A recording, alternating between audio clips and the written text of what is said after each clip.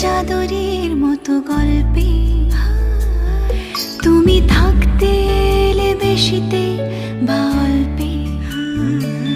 একটা শীতকাল আর চাদরের মতো গল্পে তুমি থাকতে এলে বেশিতে বা অল্পে।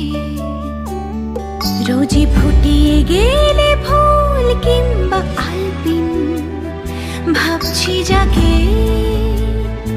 সে কি তুমি নও। একটা নাম না জানা বাড়ির পাঁচিলে জানি দেখা না দিয়ে